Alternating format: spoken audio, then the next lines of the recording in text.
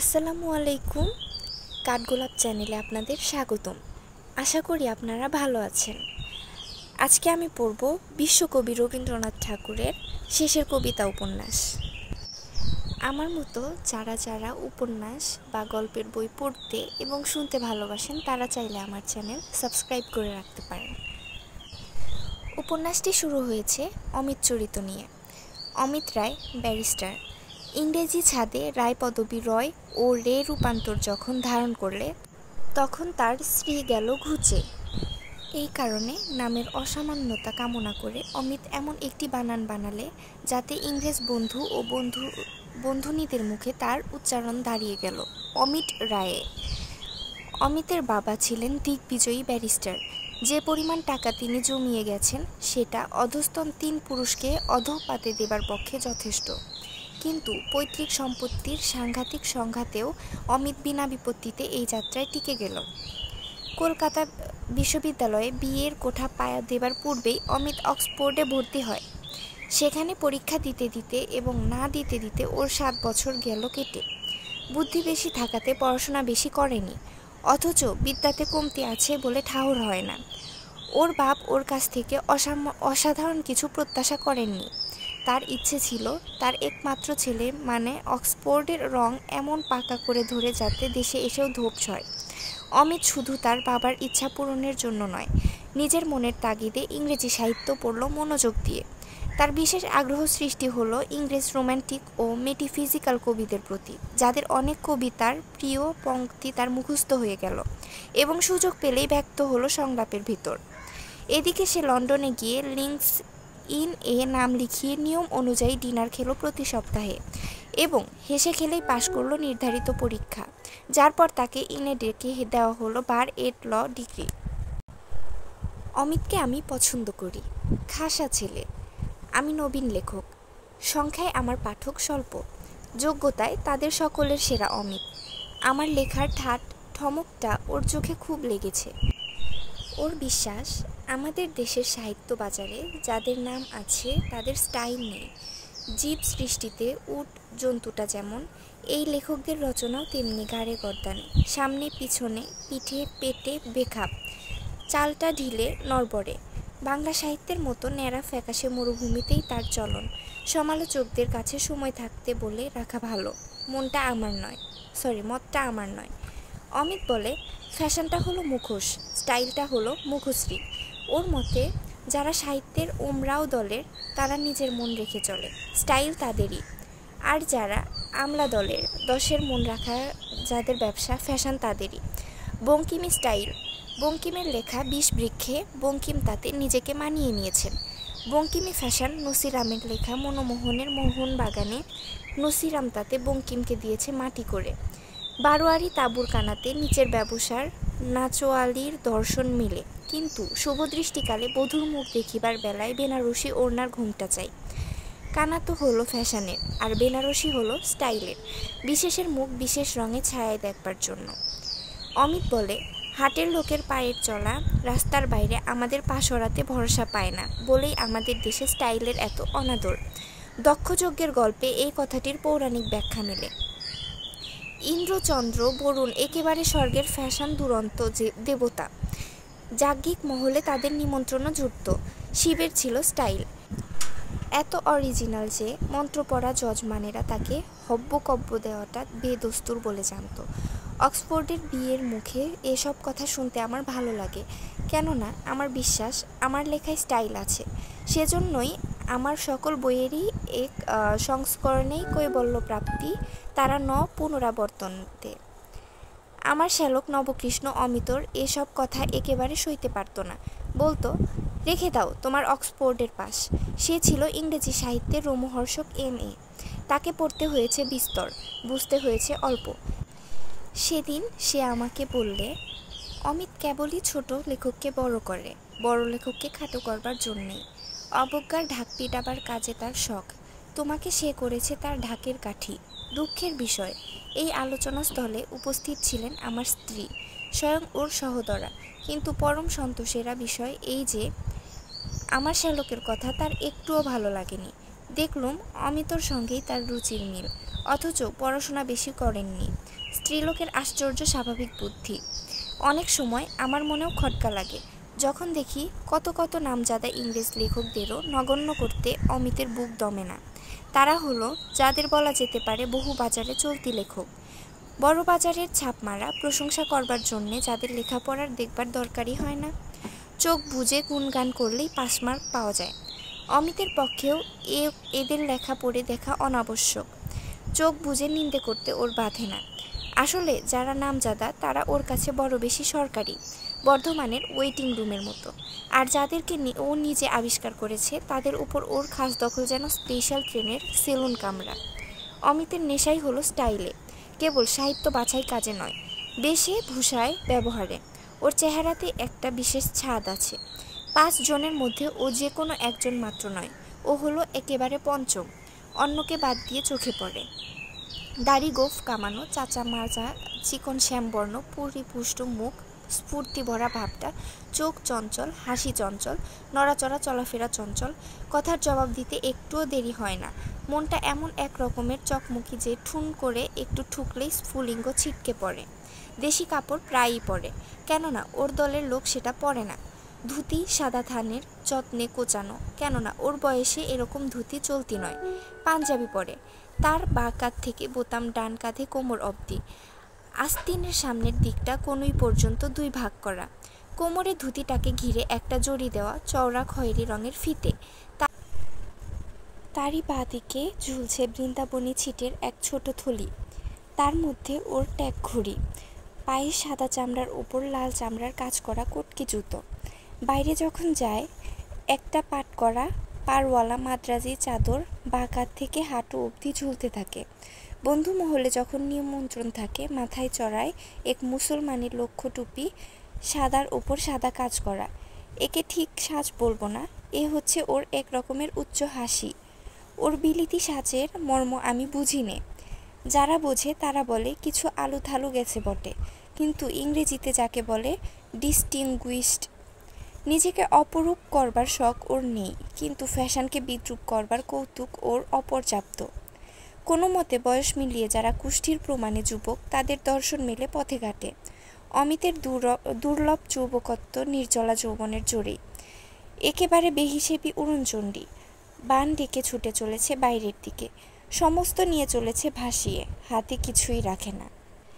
এদিকে ওর 2 বোন, যাদের নাম সিসি এবং লিসি, যেন নতুন বাজারে অত্যন্ত হালের আমদানি ফ্যাশনের পসরায় আপাদমস্তক যত্নে মোড়ক করা 1 নভেম্বরের প্যাকেট বিশেষ। উঁচু খুরওয়ালা জুতো, লেসওয়ালা বুক কাটা জ্যাকেটের ফাঁকে প্রবালে অ্যাম্বারে মেশানো মালা, শাড়িটা গায়ে তির্যক ভঙ্গিতে আট করে ল্যাপটানো। এরা খুটখুট করে দ্রুত লয়ে চলে, উচ্চ স্বরে বলে, স্তরে স্তরে তোলে সুখাগ্র হাসি, মুখ ঈষৎ বেঁকিয়ে স্মিত হাস্যে উঁচু কটাক্ষে চায়, জানে কাকে বলে ভাবগর্ভ চাউনি। গোলাপি রেশমের পাখা ক্ষণে ক্ষণে গালের কাছে ফুরফুর করে সঞ্চালন করে এবং পুরুষ বন্ধুর চৌকির হাতার উপর বসে সেই পাখার আঘাতে তাদের কৃত্রিম স্পর্ধার প্রতি কৃত্রিম তর্জন প্রকাশ করে থাকে। আপন দলের মেয়েদের সঙ্গে অমিতের ব্যবহার দেখে তার দলের পুরুষদের মনে ঈর্ষার উদয় হয়। নির্বিশেষভাবে মেয়েদের প্রতি অমিতের ঔদাসীন্য নেই, বিশেষভাবে কারো প্রতি আসক্তিও দেখা যায় না, অথচ সাধারণভাবে কোনোখানে মধুর রসেরও অভাব ঘটে না। এক কথায় বলতে গেলে মেয়েদের সম্বন্ধে ওর আগ্রহ নেই, উৎসাহ আছে। অমিত পার্টিতেও যায়, তাসও খেলে, ইচ্ছে করেই বাজিতে হারে। যেই রমণীর গলা বেসুরো তাকে দ্বিতীয়বার গাইতে পিড়াপিড়ি করে। কাউকে বদরঙের জামা পরতে দেখলে জিজ্ঞাসা করে কাপড়টা কোন দোকানে কিনতে পাওয়া যায়। যে কোনো আলাপিতার সঙ্গে কথা বলে বিশেষ পক্ষপাতের সুর লাগায়, অথচ সবাই জানে ওর পক্ষপাতটা সম্পূর্ণ নিরপেক্ষ। যে মানুষ অনেক দেবতার পূজারী, আড়ালে সব দেবতাকেই সে সব দেবতার চেয়ে বড় বলে স্তব করে। দেবতাদের বুঝতে বাকি থাকে না, অথচ খুশিও হয়। কন্যার মাতাদের আশা কিছুতেই কমে না, কিন্তু কন্যারা বুঝে নিয়েছে অমিত সোনার রঙের দিগন্ত রেখা ধরা দিয়েই আছে, তবু কিছুতেই ধরা দেবে না। মেয়েদের সম্বন্ধে ওর মন তর্কই করে, মীমাংসায় আসে না। সেজন্যই গম্যবিহীন আলাপের পথে ওর এত দুঃসাহস, তাই অতি সহজেই সকলের সঙ্গে ও ভাব করতে পারে।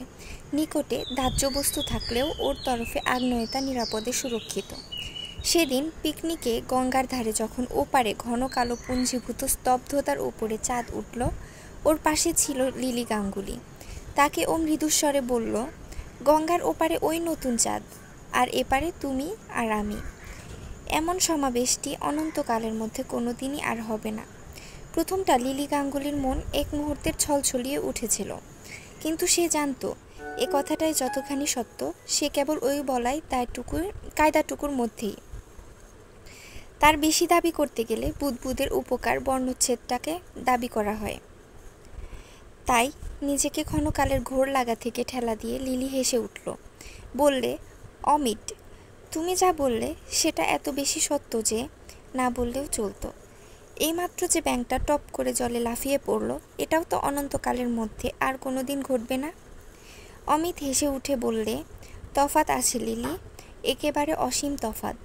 আজকের সন্ধ্যাবেলায় ওই ব্যাঙের লাফানোটা একটা খাপছাড়া ছেঁড়া জিনিস, কিন্তু তোমাতে আমাতে, চাঁদেতে, গঙ্গার ধারায়, আকাশের তারায় একটা সম্পূর্ণ ঐকতানিক সৃষ্টি।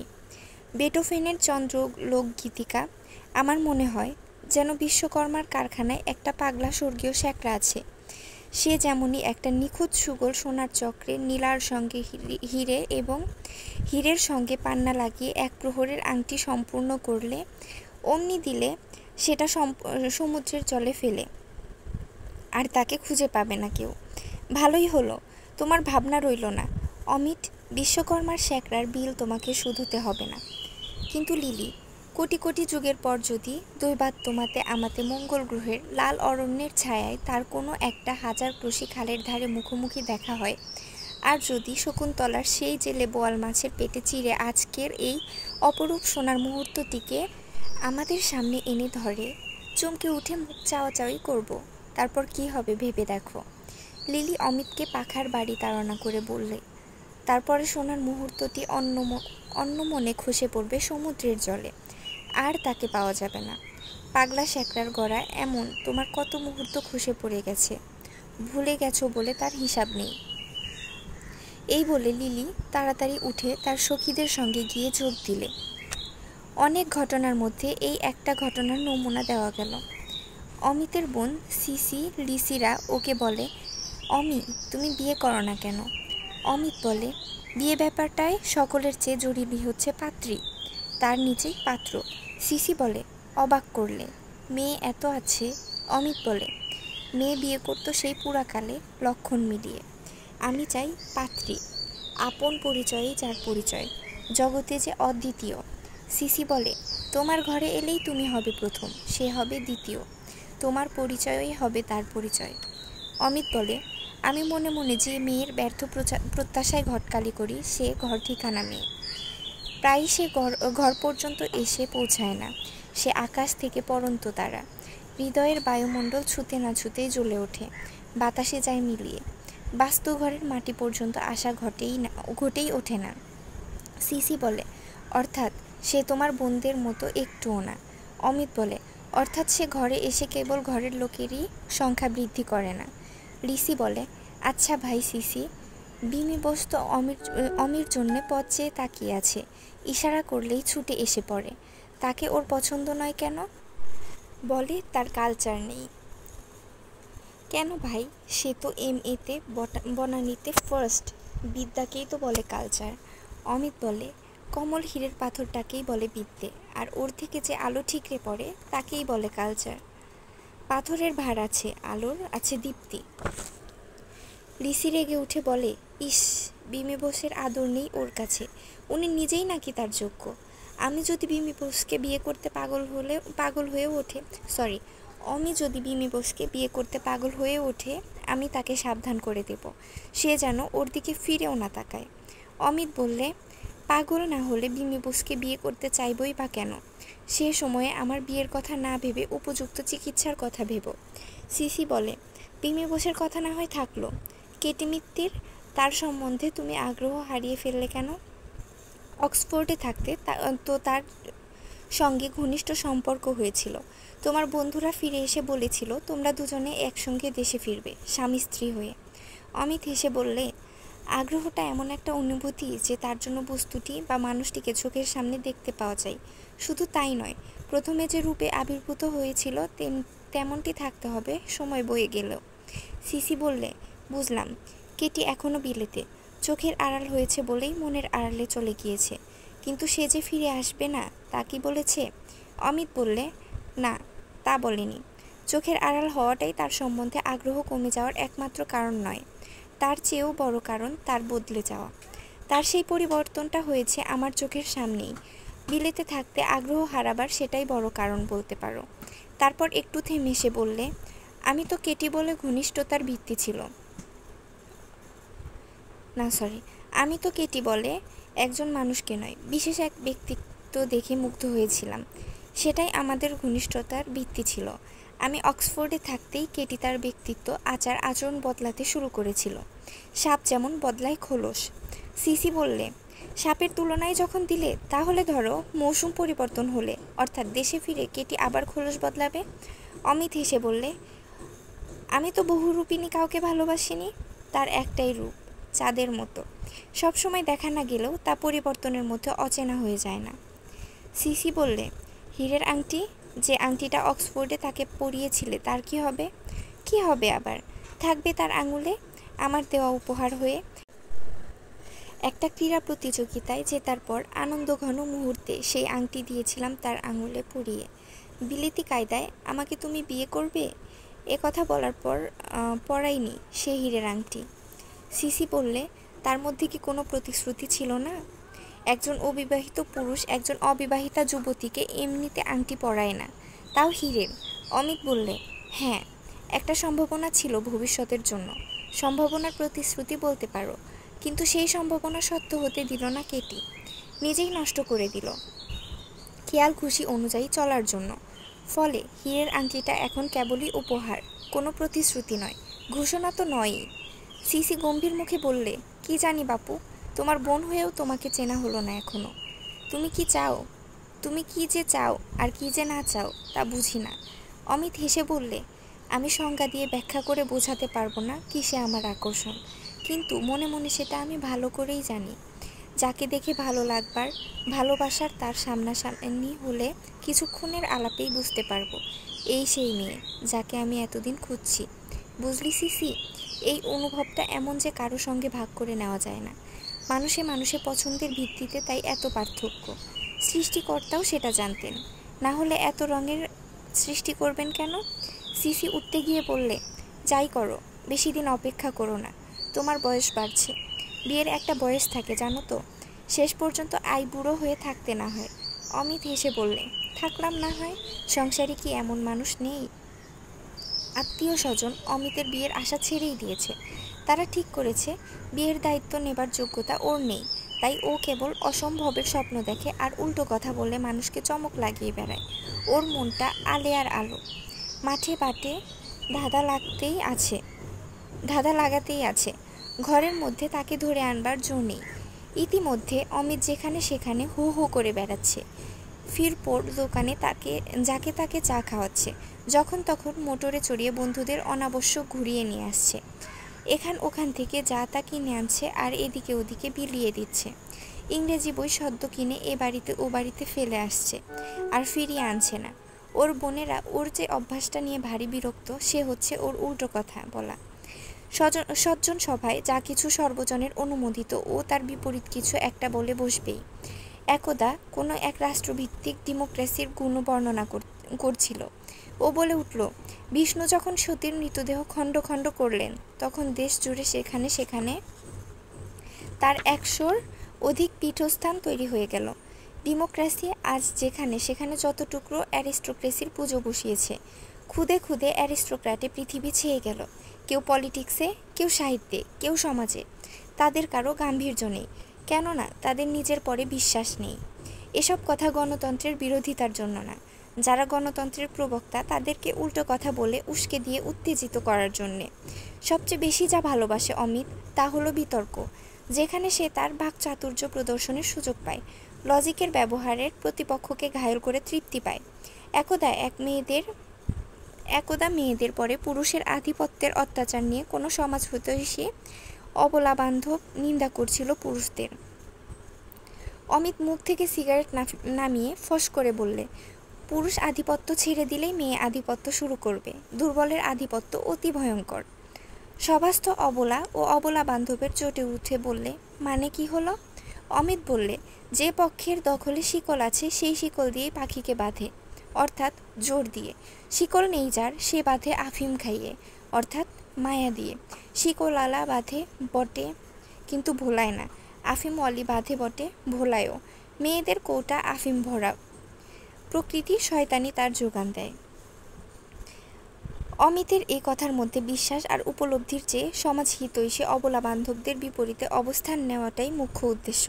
সে যত উন্নাসিকই হোক, নারী বিদ্বেষী নয়। নারী প্রগতিতে তার অগাধ বিশ্বাস এবং তার প্রতি রয়েছে উৎসাহী সমর্থন। একদিন ওকে বালিগঞ্জের এক সাহিত্য সভায় রবি ঠাকুরের কবিতা ছিল আলোচনার বিষয়। অমিতের জীবনে সে এই প্রথম সভাপতি হতে রাজি হয়েছিল। গিয়েছিল মনে মনে যুদ্ধ সাজ পরে। একজন সেকেলে গোছের অতি ভালো মানুষ ছিল বক্তা। রবি ঠাকুরের কবিতা যে কবিতাই, এইটা প্রমাণ করাই তার উদ্দেশ্য। দুই একজন কলেজের অধ্যাপক ছাড়াই অধিকাংশ সভ্যতাই স্বীকার করলে প্রমাণটা একরকম সন্তোষজনক। সভাপতি উঠে বললে, কবি মাত্রেই উচিত 5 বছর মেয়াদের কবিত্ব করা, 25 থেকে 30 বছর পর্যন্ত। এ কথা বলবো না যে পরবর্তীদের কাছ থেকে আরও ভালো কিছু চাইবো, বলবো অন্য কিছু চাই। ফজলি আম ফুরালে বলবো না অন্য ফজলিতর আম বলবো। নতুন বাজার থেকে বড় দেখে আতা নিয়ে এসো তো হে। ডাব নারিকেলের মেয়াদ অল্প, সে রসের মেয়াদ। ঝুনো নারিকেলের মেয়াদ বেশি, সে শ্বাসের মেয়াদ। কবিরা হলো ক্ষণজীবী। ফিলজফরের বয়সের গাছ পাথর নেই। রবি ঠাকুরের বিরুদ্ধে সবচেয়ে বড় নালিশ এই যে বুড়ো ওয়ার্ড স্বাস্থ্যের নকল করে ভদ্রলোক অতি অন্যায় রকম বেঁচে আছে। জম বাতি নিভিয়ে দেওয়ার জন্য থেকে থেকে ফরাস পাঠায়, তবু লোকটা দাঁড়িয়ে দাঁড়িয়েও চৌকির হাতা আঁকড়িয়ে থাকে। ও যদি মানে নিজেই সরে না পড়ে, আমাদের কর্তব্য ওর সভা ছেড়ে দল বেঁধে উঠে আসা। পরবর্তী যিনি আসবেন তিনিও তার ঠুকেই গর্জাতে গর্জাতে আসবেন যে তার রাজত্বের অবসান নেই। অমারবতী বাধা থাকবে মরতে তারই দরজায়। কিছুকাল ভক্তরা দেবে মাল্যচন্দন, খাওয়াবে পেট ভরিয়ে, সাষ্টাঙ্গে প্রণিপাত করবে। তারপরে আসবে তাকে বলি দেবার পুণ্য দিন। ভক্তিবন্ধন থেকে ভক্তদের পরিত্রাণের শুভ লক্ষণ। আফ্রিকায় চতুষ্পদ দেবতার পুজোর প্রণালী একই রকম। দ্বিপদী, ত্রিপদী, চতুষ্পদী, চতুর্দশপদী দেবতাদের পুজো এই নিয়মে। পূজা জিনিসটাকে একঘেয়ে করে তোলার মতো অপবিত্র অধার্মিকতা আর কিছু হতে পারে না। ভালো লাগার এভলিউশন আছে। 5 বছর পূর্বেকার ভালো লাগা 5 বছর পরেও যদি একই জায়গায় খাড়া দাঁড়িয়ে থাকে, তাহলে বুঝতে হবে বেচারা জানতে পারেনি যে সে মরে গেছে। একটু ঠেলা মারলেই তার নিজের কাছে প্রমাণ হবে যে সেন্টিমেন্টাল আত্মীয়রা তার অন্ত্যেষ্টি সৎকার করতে বিলম্ব করেছিল।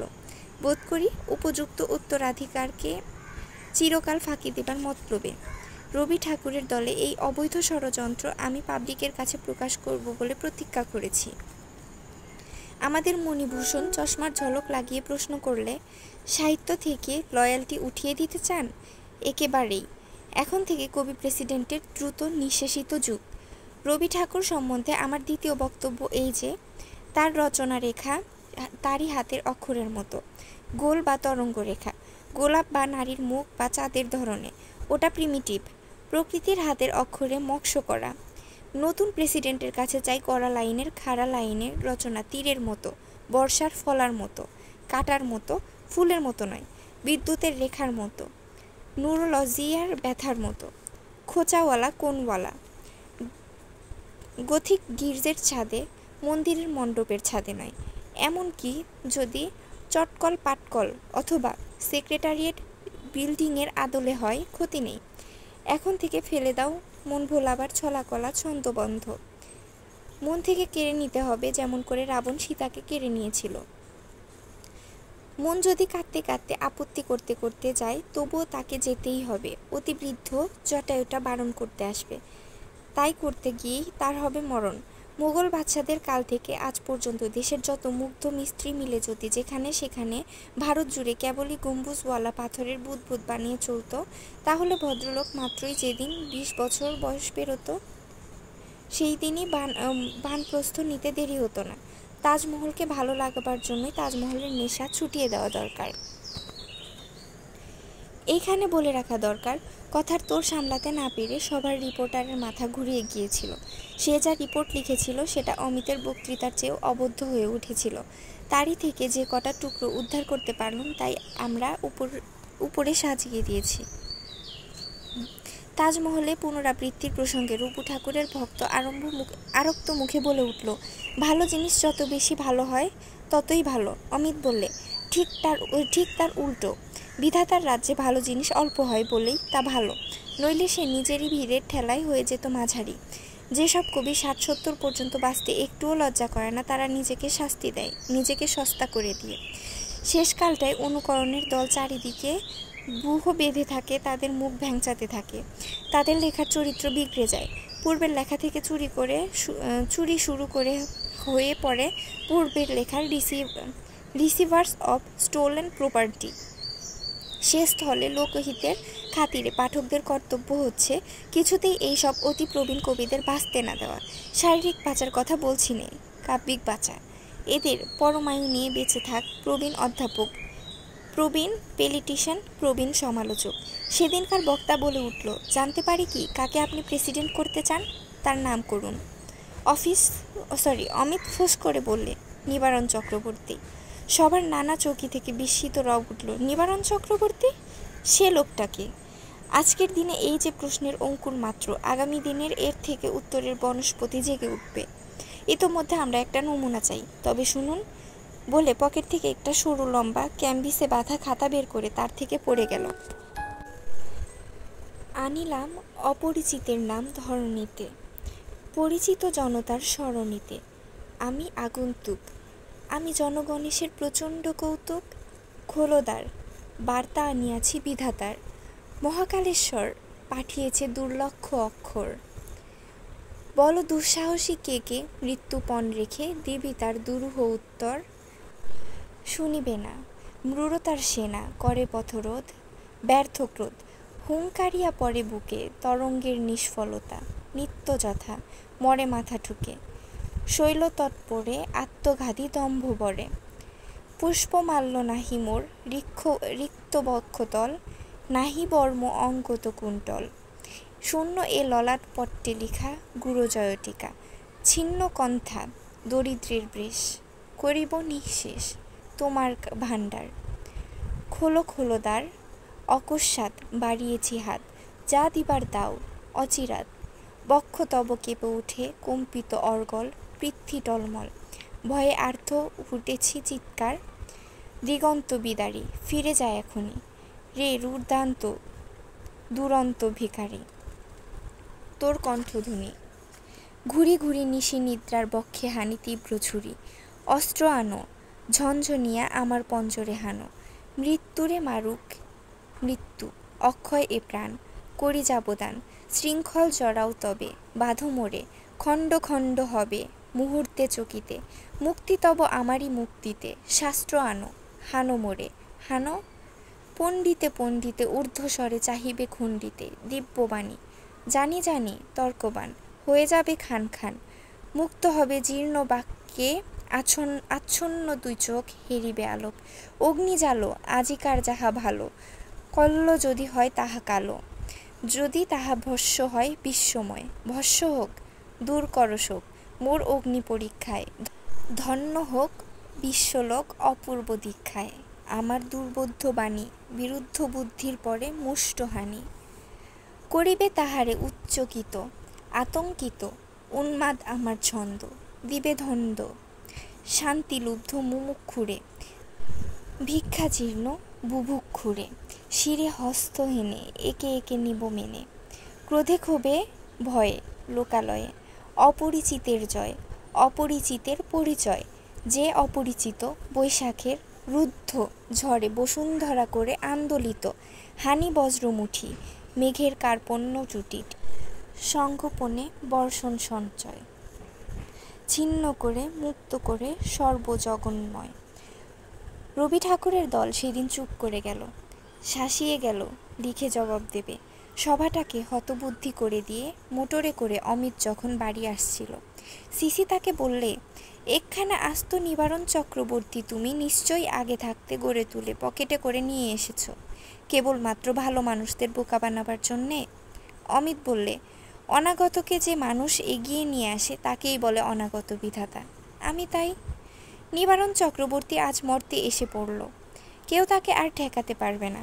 সিসি অমিতকে নিয়ে মনে মনে খুব একটা গর্ববোধ করে।